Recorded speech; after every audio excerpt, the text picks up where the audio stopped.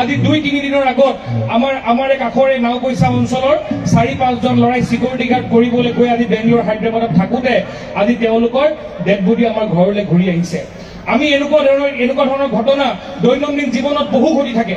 আমি এইটো চিন্তা কৰিব লাগিব যে অসমীয়া লৰাই যাতে আহিবলগীয়া সময়ত কাৰো বহতীয়া নোহোৱাকে নিজৰ ঘৰত থাকি যাতে নিজে সংস্থাপিত হৈ একোজন দিকপল লাহন হ'ব পাৰে, একোজন যাতে আমি এণ্টাৰপ্ৰেনাৰ হিচাপে নিজকে সংস্থাপিত কৰিব পাৰে, তাৰ কাৰণে মই মঞ্চত থকা বিশিষ্ট ব্যক্তিসকল, মঞ্চৰ সন্মুখত উপবিষ্ট ব্যক্তিসকল, আমি সকলোৱে মিলি, কাৰণ এইটো কোনো ৰাজনৈতিক বক্তব্য নহয়, এইটো কোনো ৰাজনৈতিক দায়িত্ব নহয়, এইটো আমাৰ প্ৰত্যেকৰে দায়িত্ব। আমি নিজ নিজ স্থানত থাকি আমি সদায় কৈ থাকো যে বজাৰ আমাৰ, পথাৰ আমাৰ, বজাৰ আমাৰ, পথাৰ আমাৰ সকলোৰে প্ৰাণৰ শিল্পী জুবিন গাৰ্গ ডাঙৰীয়া।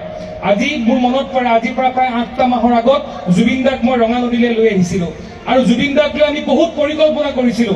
জুবিন দাই মোক লক্ষ লক্ষ মানুহৰ আগত কৈছিল যে ই অকমান মোৰ নিচিনাকে চিন্তা কৰে, ই অলপ মোৰ নিচিনা।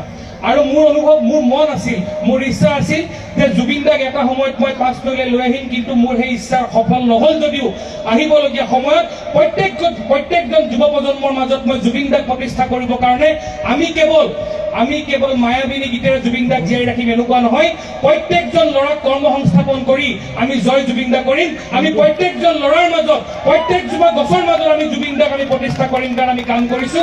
আৰু তাৰ কাৰণে আমাৰ প্ৰত্যেকজন যুৱ প্ৰজন্মই একত্ৰিত হৈ জুবিন দাক প্ৰত্যেকৰ মাজত জীয়াই ৰাখিব লাগিব।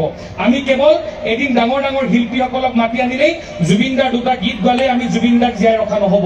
আমি যোনদিনাখনিলৈকে আজি মঞ্চৰ সন্মুখত আজি সাউণ্ডত থকা সাউণ্ড অপাৰেটৰজনৰ পৰা আৰম্ভ কৰি, মঞ্চত থকা মিউজিচিয়ানৰ দুজনৰ পৰা আৰম্ভ কৰি, মঞ্চৰ পিছফালে থকা সাজ সজ্জাত ব্যস্ত থকা ব্যক্তিজনক যোনদিনাখনি আমি সন্মান দিব শিকিম, সেইদিনাখনি আমি গৌৰৱেৰে ক'ব পাৰিম জুবিন দাই ভাবা জুবিনৰ দেশখন সেইখনে দেশ, যিখন দেশত সমাজৰ শেষৰজন ব্যক্তিৰ সন্মান আছে, সমাজৰ শেষৰজন ব্যক্তিয়ে মূৰ তালি স্বাভিমানে জীয়াই থাকিব পাৰে। আৰু সেইখন দেশ নোহোৱা পৰ্যন্ত আমি প্ৰত্যেকে কাম কৰিবৰ কাৰণে আমি